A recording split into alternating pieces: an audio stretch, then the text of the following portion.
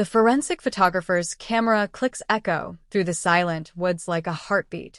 Yellow evidence markers, the forest floor like deadly flowers, each one marking another piece of a puzzle that no parent should ever have to solve. The investigator kneels down, his latex gloves catching the morning light as he carefully documents what lies before him. This is not a crime scene you forget. This is not a day that ends like any other. Because hidden beneath the thick canopy of trees, in a place where sunlight barely touches the ground, lies the answer to a question that has haunted an entire nation for months. Where are Jack and Lily Sullivan? The answer is here, in this remote stretch of wilderness, in this place where innocence came to die. But here's what will shock you. Here's what will make your blood run cold. The person responsible for bringing these two beautiful children to this godforsaken place, the person who stole their laughter, their futures, their very breath from this world, that person is still walking free tonight. Still breathing the air that Jack and Lillian will never taste again. Still living the life they will never get to experience. And if you're watching this right now, if you're hearing these words, then you need to know something. You need to understand that this story, this nightmare that I'm about to unfold for you, it could happen anywhere. It could happen to any family. It could happen to any child. Even yours. Hit that subscribe button right now if you want to know the truth about what happened to Jack and Lily Sullivan. Because what I'm about to tell you will change how you look at your own neighborhood forever. 6-year-old Lily Sullivan had the kind of smile that could light up a room. The kind of giggle that made adults stop what they were doing just to listen. Her little brother Jack, just 4 years old, followed her everywhere like a shadow, his tiny legs working overtime to keep up with his big sister's adventures. They were inseparable. These two. Where you found one, you found the other. Playing in their yard, sharing secrets, building pillow forts, living the kind of innocent, carefree childhood that every parent dreams their children will have. They had no idea that someone was watching them. They had no idea that someone was planning. They had no idea that their ordinary, beautiful, perfect little lives were about to become the center of every parent's worst nightmare. The call came in to RCMP dispatch at exactly 11:47 p.m. on what started as an ordinary Tuesday night. The voice on the other end was shaking, desperate, barely holding together. It was their mother, and the words that came out of her mouth were words that no parent should ever have to say. I can't find my children. Jack and Lillian are missing. Please, you have to help me. They're just babies. But this wasn't a story about children who wandered off to explore. This wasn't about kids who lost track of time playing hide and seek. This was about something much darker. Something that would tear apart a community and leave investigators asking questions that still don't have answers today. The first officers arrived at the Sullivan home within minutes, their patrol cars cutting through the darkness with flashing lights that painted the quiet neighborhood in emergency red and blue. What they found was a mother in absolute terror, a father pacing the yard with a flashlight, calling out names that would soon be on every news broadcast across the country. Jack. Lillian. Where are you? Please come home. The initial search was methodical, professional, hopeful. Officers swept through the house, checking every closet, every hiding spot where curious children might curl up for a game.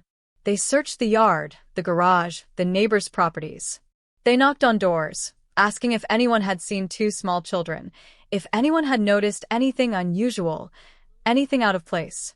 But as the hours stretched on, as the darkness deepened and the calls for Jack and Lillian echoed unanswered through the night, a terrible realization began to settle over everyone involved.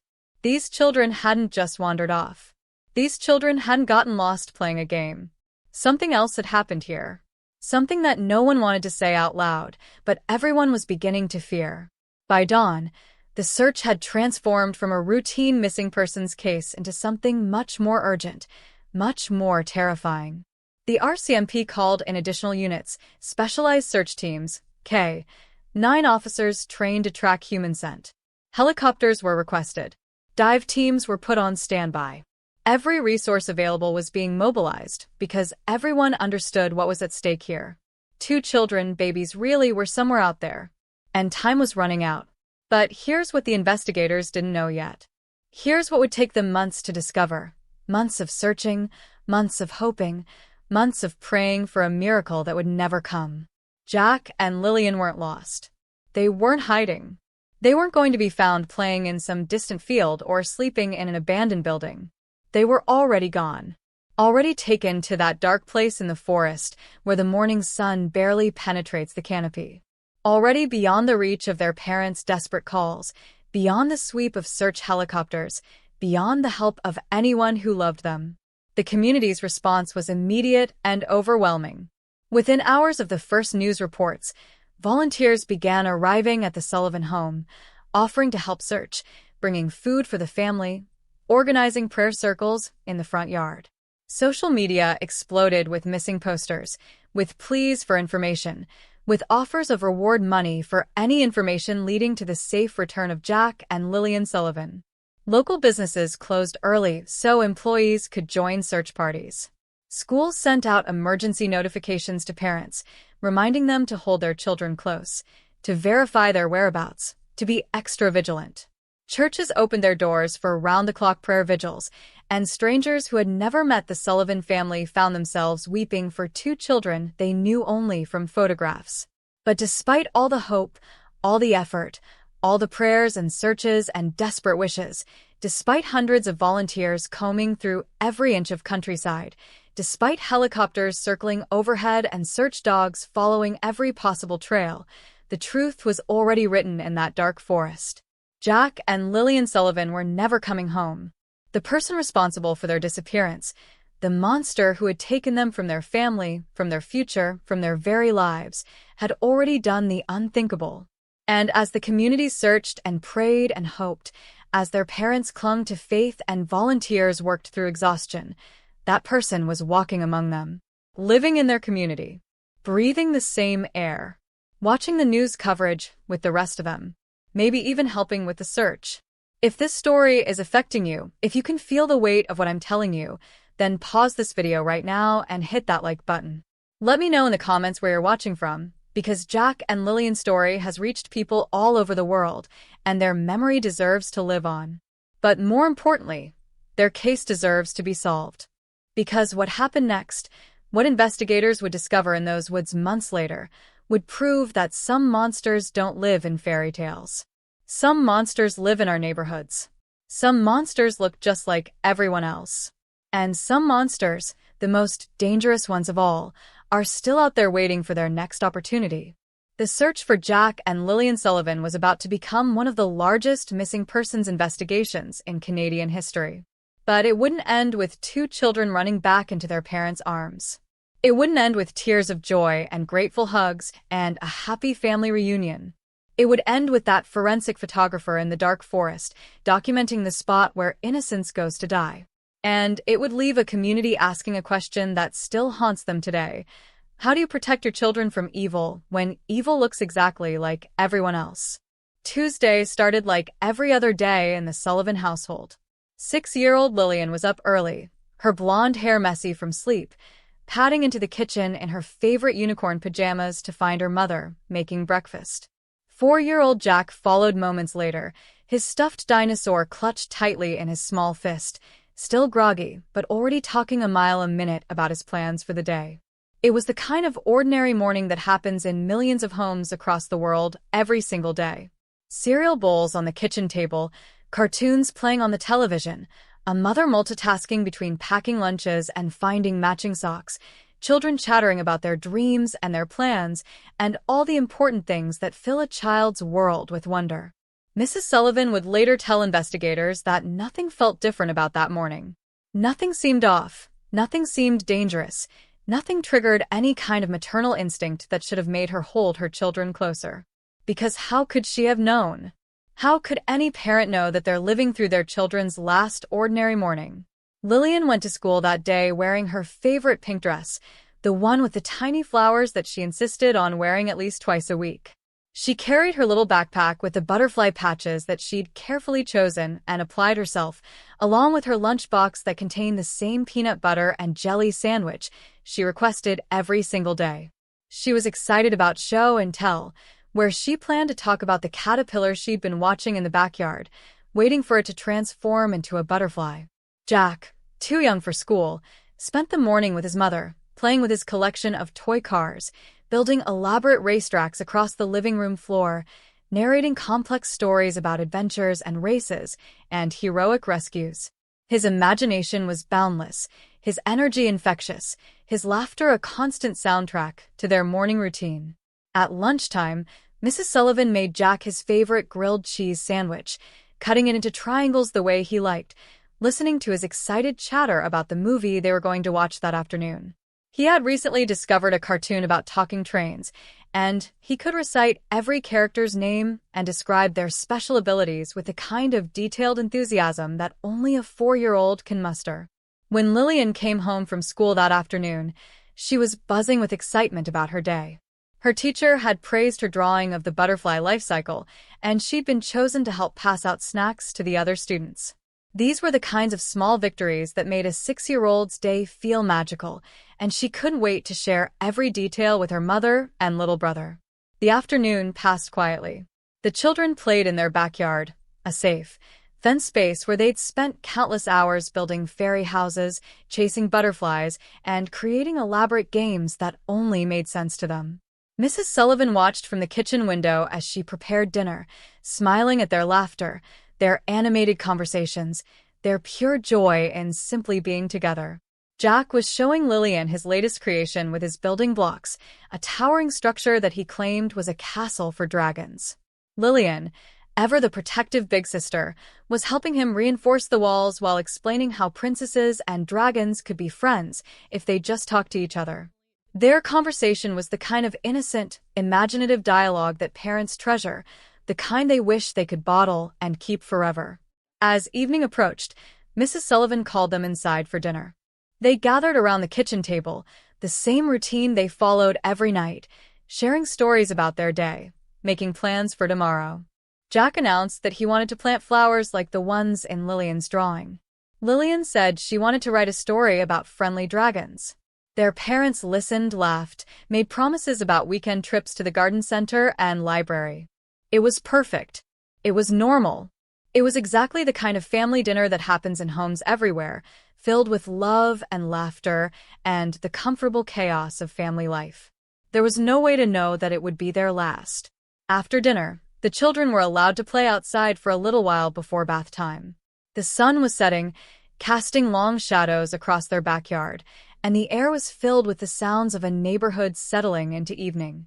Other children's voices drifted from nearby yards, dogs barked in the distance, cars pulled into driveways as parents returned home from work. Mrs. Sullivan stepped inside to start running bath water, a routine so ordinary, so automatic, that she didn't think twice about leaving Jack and Lillian in their own backyard for just a few minutes. The yard was fenced. The gate was locked. They'd played there safely hundreds of times before. What could possibly go wrong in their own backyard, in their own neighborhood, in the space where they'd always been protected? But when she called them in for their bath 10 minutes later, when she stepped onto the back porch and expected to see two small figures running toward her, she found only silence. The toys they'd been playing with were scattered on the grass. Jack's favorite dinosaur lay abandoned near the fence. But Jack and Lillian were nowhere to be seen. At first, she wasn't alarmed. Children hide. Children wander. Children get distracted by something interesting and forget to answer when they're called. She walked around the yard, calling their names, checking behind bushes and trees, looking in all their favorite hiding spots. Jack. Lillian. Time for bath. Her voice was still calm, still patient, still expecting them to pop out from wherever they were hiding with giggles and apologies. But as the minutes passed, as her calls went unanswered, as the yard revealed nothing but empty spaces and abandoned toys, a different feeling began to creep into her chest. A cold, sharp feeling that every parent knows, but hopes never to experience. The feeling that something is wrong. Really wrong. She checked the gate. Still locked. Still secure. But somehow, impossibly, her children were gone. Vanished from a space that should have been safe, from a place where they'd played 1,000 times before, without incident. Gone as completely as if they'd never existed at all. The realization hit her like a physical blow. Her babies were gone. Her 6-year-old daughter and 4-year-old son had disappeared from their own backyard, and she had no idea how, no idea when, no idea where they could be. The world suddenly felt bigger and more dangerous than it ever had before, filled with possibilities too terrible to consider. She called their names louder now, her voice taking on an edge of panic that she couldn't control. She ran through the house, checking every room, every closet, every possible hiding place, even though she knew they weren't inside. She called their father, her words tumbling over each other in her desperation. "I can't find them. Jack and Lillian. They were just in the backyard. They're gone." Within minutes, he was home, and together they searched every inch of their property, the neighbors' yards, the nearby streets. They knocked on doors, asking if anyone had seen their children, if anyone had noticed anything unusual. Their voices grew more frantic with each passing minute, their worst fears growing stronger as their calls continued to go unanswered. By the time they called 911, by the time they spoke those words that would change their lives forever, "Our children are missing," Jack and Lillian Sullivan had already been gone for over an hour.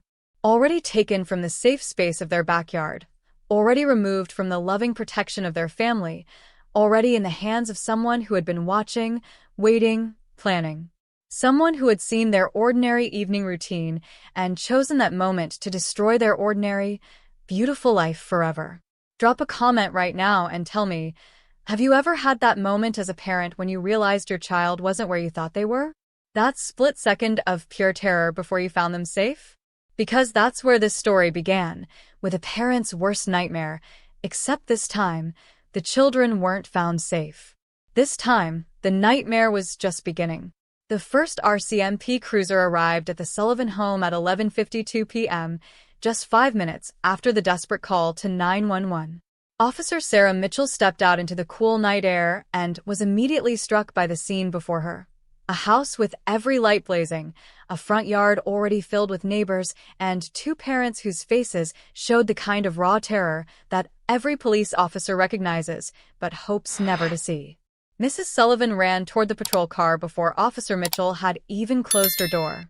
"Please," she said, her voice breaking, "please tell me you're going to find them. They're just babies. Lillian is only 6, Jack is 4. They don't know to be scared of strangers. They trust everyone. Please tell me they're okay." Officer Mitchell had been with the RCMP for 8 years. She'd worked missing persons cases before, and she knew the statistics. She knew that the first few hours were critical, that most missing children cases involving young kids had innocent explanations, that parents often panicked over situations that resolved themselves quickly. But something about this case felt different from the moment she arrived.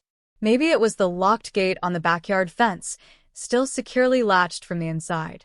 Maybe it was the children's toys scattered on the grass, abandoned mid-game as if they'd been interrupted suddenly.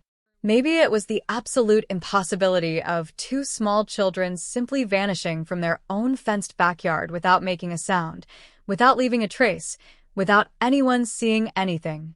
Or maybe it was the look in their mother's eyes. The kind of look that said she already knew, somewhere deep in her mother's heart, that this wasn't going to end well. Within the hour, the Sullivan home had been transformed into a command center. Additional RCMP units arrived, along with search coordinators, K-9 officers, and specialized personnel trained in child abduction cases. The house filled with the controlled chaos of a major investigation, radio chatter, ringing phones, officers taking statements, neighbors being interviewed. But despite all the activity, despite all the professional urgency and systematic searching, the basic facts remained terrifyingly simple. Jack and Lillian Sullivan had vanished without a trace.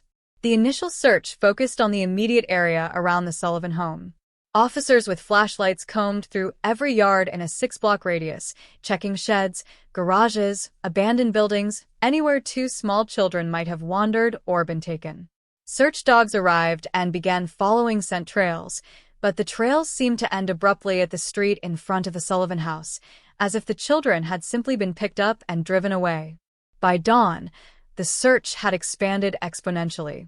Helicopters equipped with thermal imaging cameras swept overhead, scanning the countryside for any sign of movement or heat signatures that might indicate the presence of two small children. Ground teams spread out across the rural landscape, walking shoulder to shoulder through fields and forests, calling Jack and Lillian's names until their voices were hoarse. The media response was immediate and overwhelming. By mid-morning Wednesday, news vans lined the street outside the Sullivan home, their satellite dishes reaching skyward like mechanical flowers searching for signal.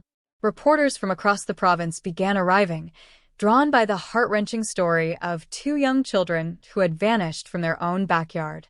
The first televised press conference was held at noon, with RCMP Sergeant David Thompson standing before a bank of microphones and cameras. His words were measured, professional, but tinged with the urgency that everyone felt. "We are conducting an extensive search for 6-year-old Lillian Sullivan and 4-year-old Jack Sullivan, who were reported missing last night from their family home. We are asking anyone with information about their whereabouts to contact us immediately." Behind him stood Jack and Lillian's parents, their faces etched with exhaustion and terror. When Mrs. Sullivan stepped forward to speak, her voice barely a whisper, the assembled reporters fell silent. "Please," she said, looking directly into the cameras, "if someone has our children, please bring them home. They're scared. They miss us. We love them so much. Please just bring them home safely." The Amber Alert was issued that afternoon, sending the children's photographs and descriptions to every smartphone, every radio station, every television network across the country. Suddenly, Jack and Lillian's faces were everywhere. On gas station pumps, on electronic highway signs, on social media feeds, on the phones of millions of Canadians who found themselves looking into the eyes of two small children and wondering where they could be. The community response was unprecedented. Within hours of the first news reports, volunteers began arriving from across the region. Farmers left their fields, teachers canceled classes, retail workers called in sick, all to join the growing army of searchers determined to bring Jack and Lillian home. The local community center was converted into a volunteer coordination hub, with tables covered in maps, sign-up sheets for search teams, and photographs of the missing children taped to every available surface. Local businesses donated food, water, and supplies for the searchers. Churches organized prayer vigils that continued around the clock. Social media groups formed spontaneously, sharing information, coordinating searches, spreading the children's photographs to every corner of the internet. Strangers who had never met the Sullivan family found themselves emotionally invested in a case that had captured hearts across the nation. But as the hours stretched into days, as professional search teams and dedicated volunteers covered hundreds of square miles without finding a trace of Jack and Lillian, the initial hope began to give way to something darker. The awful realization that these children hadn't simply wandered off began to settle over everyone involved in the search. The investigation shifted focus. If Jack and Lillian hadn't gotten lost, if they hadn't simply walked away from their backyard, then someone had taken them. Someone had watched their family, learned their routines, waited for the right moment, and then acted with a precision and planning that suggested this wasn't a crime of opportunity. Investigators began looking at everyone who had any connection to the Sullivan family. Neighbors were interviewed extensively, their movements on Tuesday evening documented and verified. Teachers from Lillian's school were questioned. Delivery drivers who serviced the neighborhood were tracked down and interviewed. Anyone who might have had access to information about the family's routines became a potential suspect.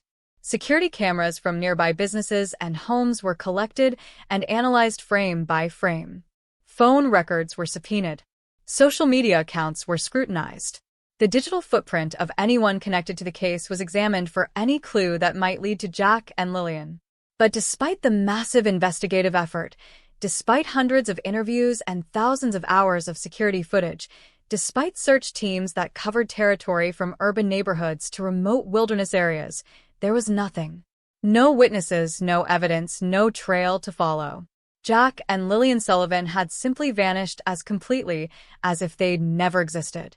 The psychological toll on their parents was devastating to witness. In just 48 hours, they had aged years. Their faces showed the strain of hope battling against growing despair, of wanting to believe their children would come home while simultaneously preparing for the worst possible outcome. They barely slept, barely ate, spending every moment either searching themselves or waiting by the phone for news that never came. Mrs. Sullivan gave another press conference on Thursday evening, her voice stronger than before but her eyes hollow with exhaustion and fear. "Jack loves dinosaurs," she said, speaking directly to the cameras. "He has this little green T-Rex that he takes everywhere. He makes roaring sounds and tells everyone that dinosaurs are friendly, not scary. Lillian loves butterflies. She draws them all the time, and she wants to be a scientist when she grows up, so she can study them." She paused, fighting back tears before continuing. "They're not just missing children. They're my babies. They have favorite foods and favorite songs, and inside jokes that make them laugh until they can't breathe. Someone out there knows where they are. Someone has seen them. Please, please help us bring them home." But even as she spoke those words, even as volunteers continued to search and investigators followed every possible lead, the truth was already written in a dark forest miles away from the searchers, miles away from the hope and prayers and desperate wishes of an entire community. Jack and Lillian Sullivan were never going to come home. If you're still watching this, if you're feeling the weight of what happened to these innocent children, then I need you to do something for me. I need you to subscribe to this channel right now because stories like Jack and Lillian's need to be told. They need to be remembered. And more importantly, they need to serve as a warning about the evil that exists in this world. But here's what's going to shock you next. Here's what investigators didn't know as they searched frantically for any trace of these two beautiful children. The person responsible for their disappearance wasn't some stranger who had traveled from far away. Wasn't some drifter passing through their quiet community. The monster who had taken Jack and Lillian was someone much closer to home. Someone who had been watching them, learning their routines, waiting for the perfect opportunity. Someone who was about to prove that the most dangerous predators are often the ones who look just like everyone else. By Friday morning, the search for Jack and Lillian Sullivan had become the largest missing persons operation in the province's recent history. The command center, now relocated to a larger facility downtown, buzzed with activity 24 hours a day. Maps covered every available wall, marked with colored pins indicating search areas, potential sightings, and leads being investigated. The faces of two small children stared out from posters taped to every surface, their innocent smiles a stark contrast to the grim determination of the people working to find them. Search coordinator Captain James Morrison had seen missing persons cases before, but nothing quite like this. The resources being deployed were staggering. Helicopter units equipped with thermal imaging and high-resolution cameras, specialized ground teams with cadaver dogs, dive teams searching every body of water within a 50-mile radius. The Royal Canadian Air Force had even provided aerial reconnaissance support, using military-grade equipment to scan terrain that would be impossible to cover on foot. But it was the volunteer response that truly set this case apart. Word had spread through social media, through news coverage, through the mysterious network of human compassion that emerges during times of crisis. People were arriving from across the country to join the search efforts. Professional search and rescue teams from other provinces had driven through the night to offer their services. Even amateur drone operators were coordinating their efforts with authorities, using their equipment to search areas too dangerous for ground teams to access.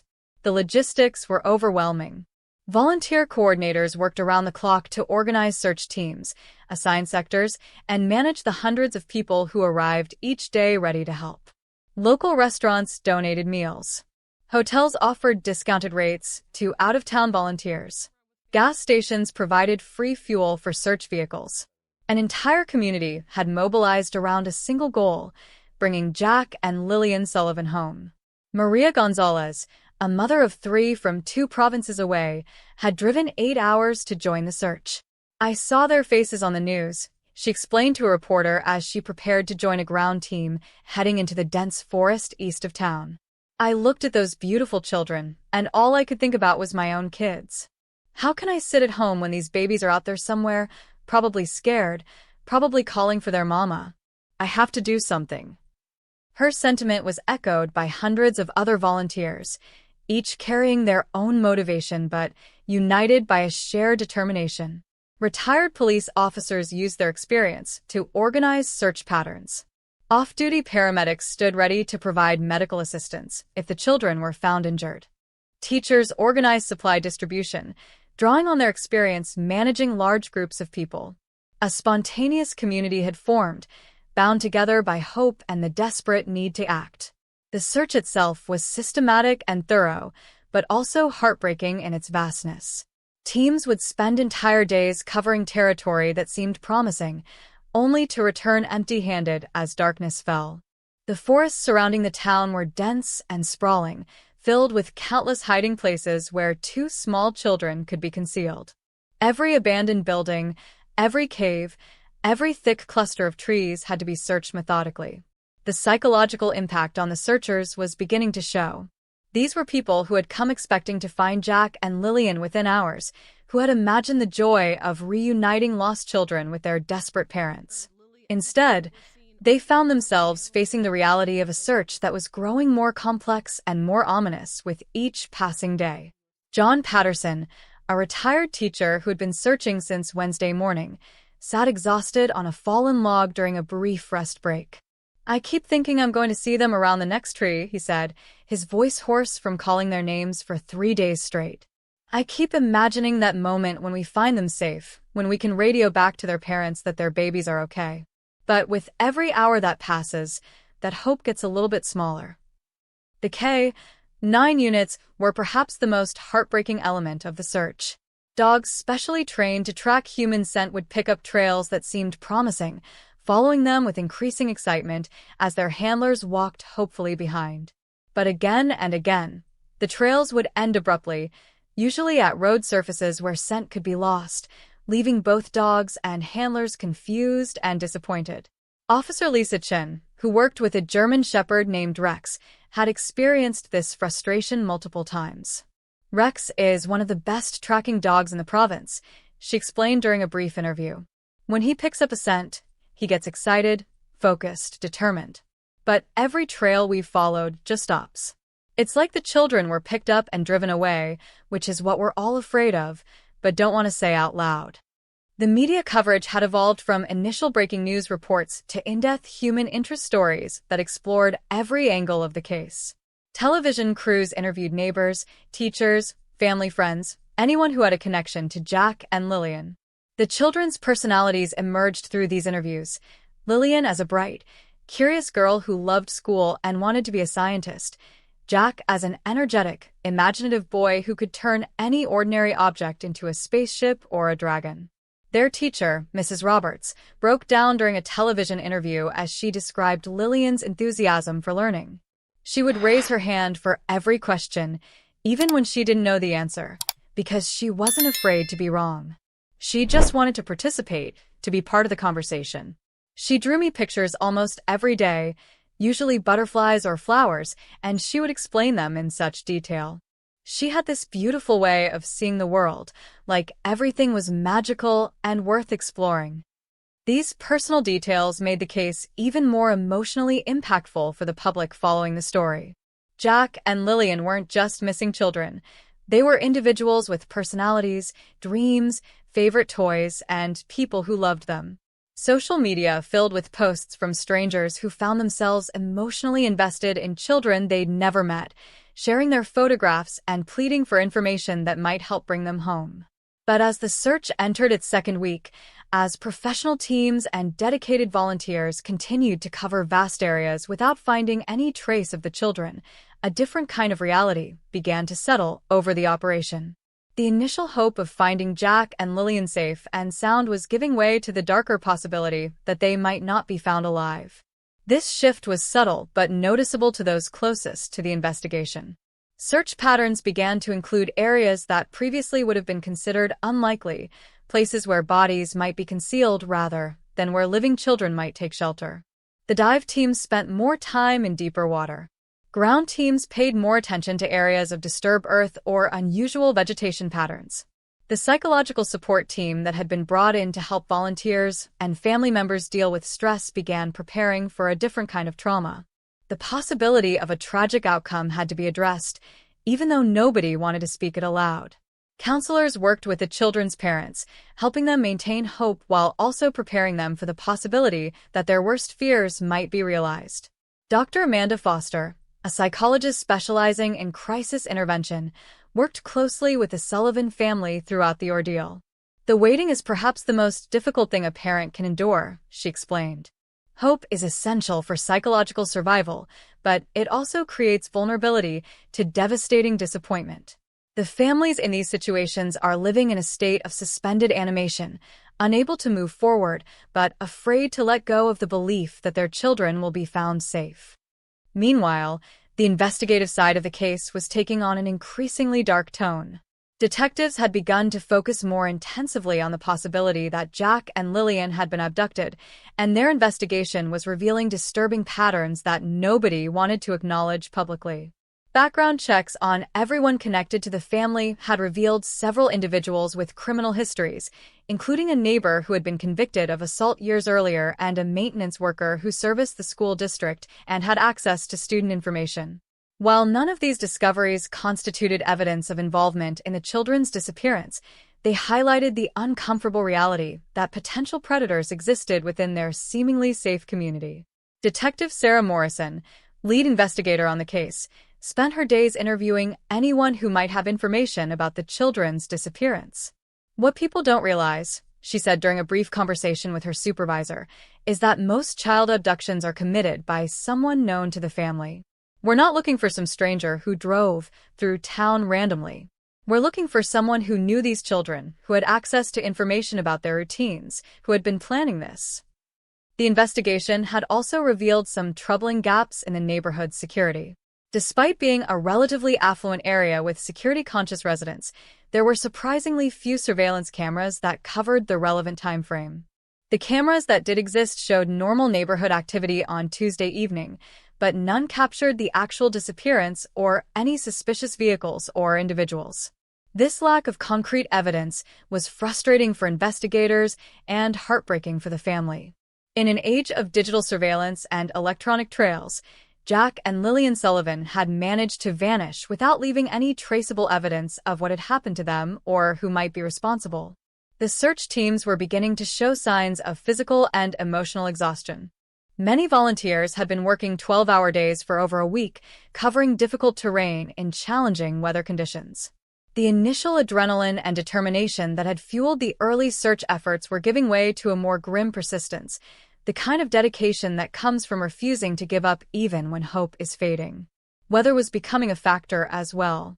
Rain had made some search areas treacherous, and fog had grounded the helicopter units for 2 consecutive days.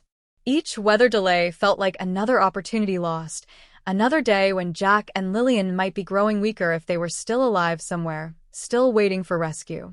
But the searchers pressed on, driven by the knowledge that somewhere, somehow, 2 small children needed them.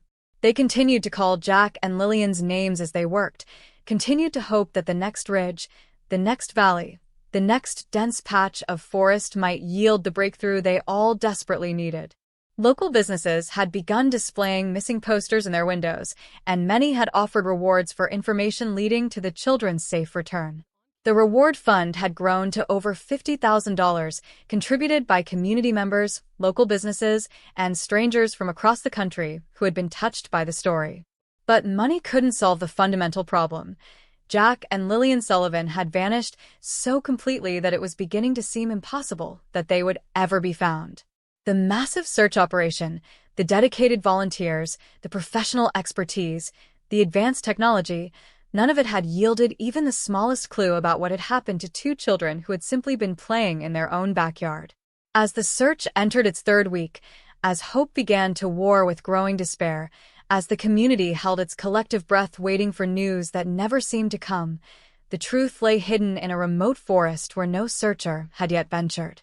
Where Jack and Lillian Sullivan were waiting to be found, but not in the way anyone wanted to find them. Tell me in the comments. Could you be one of these volunteers? Could you spend weeks searching for children you'd never met, holding on to hope when everything seemed hopeless? Because that's exactly what hundreds of people did for Jack and Lillian Sullivan. And they were about to discover that some searches don't end with the reunion everyone is praying for. 3 weeks into the search, the command center had taken on the atmosphere of a war-zone medical station, filled with people who had been fighting an invisible enemy for so long that exhaustion had become their normal state.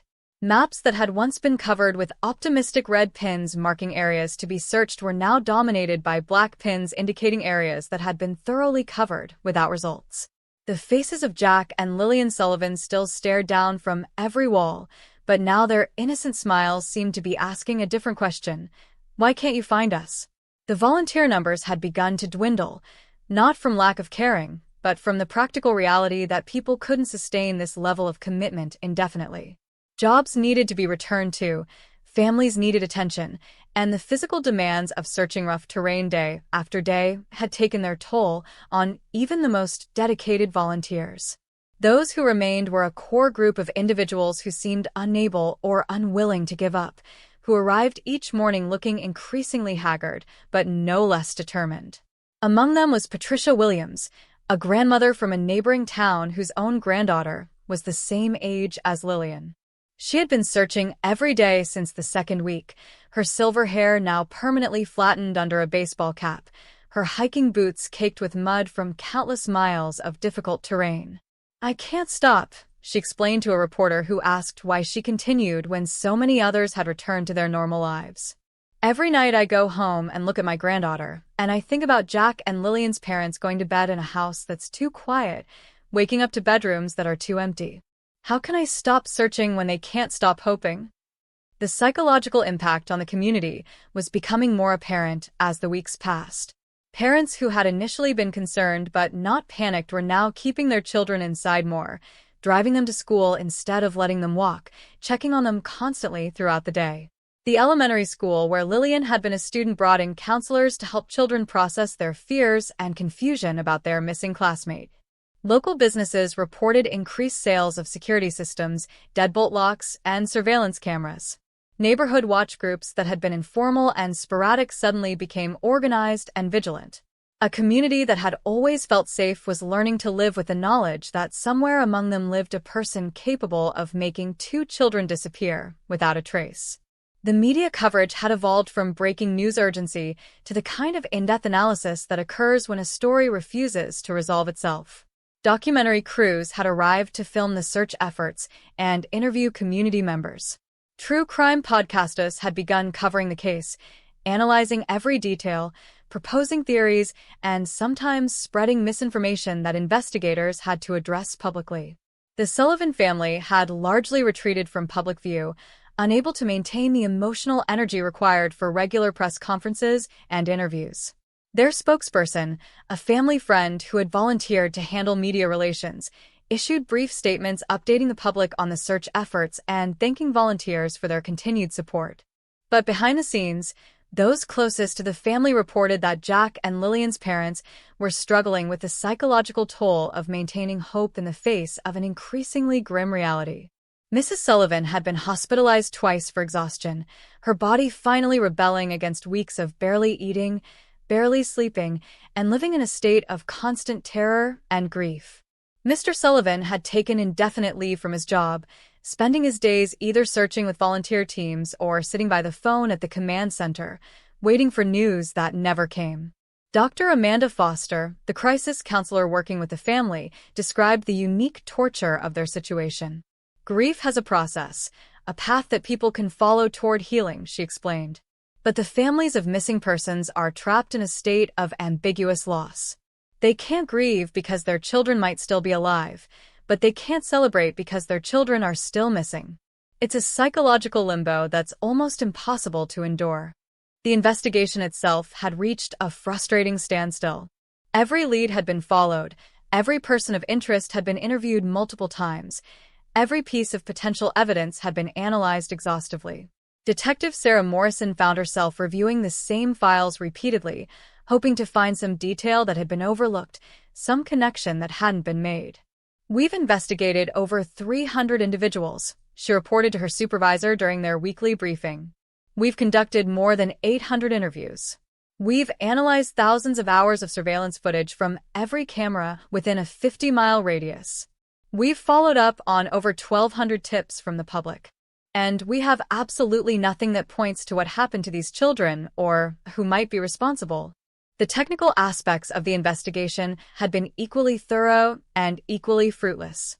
Cell phone records had been analyzed for any unusual activity in the area during the relevant time frame.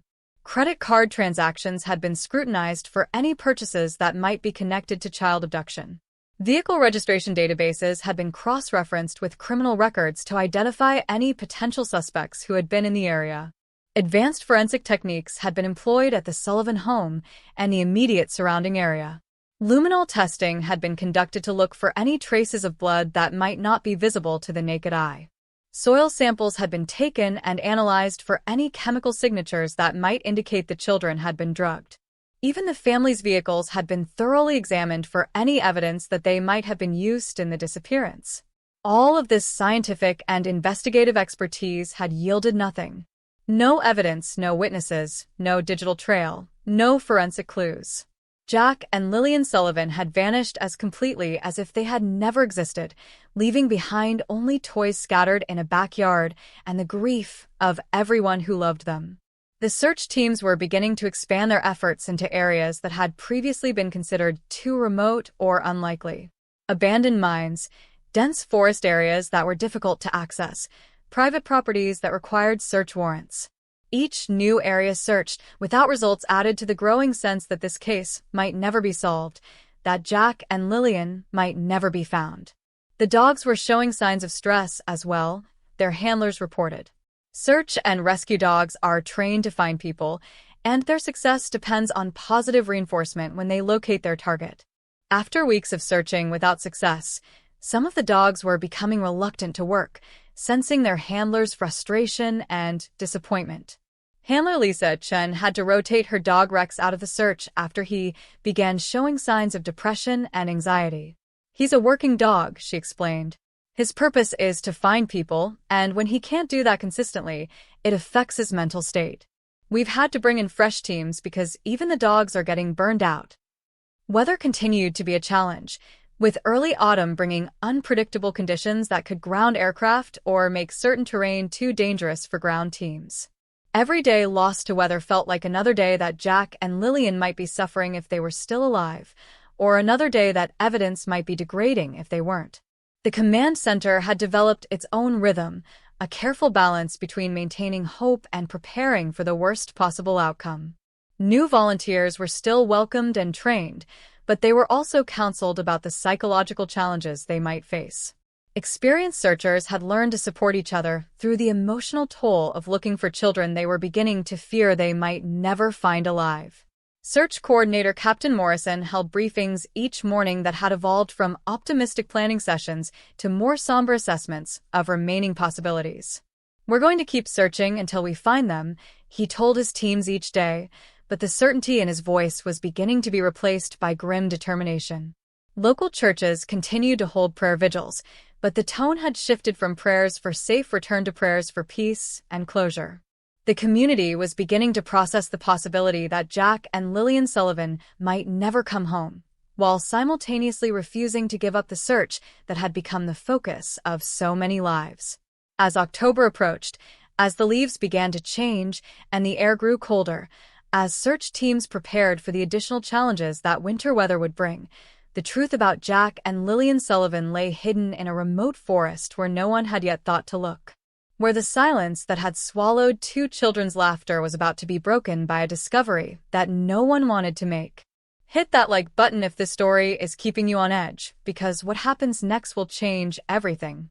The discovery that's coming will answer the question that's been haunting everyone: what happened to Jack and Lillian Sullivan? But the answer, when it finally comes, will be worse than anyone imagined.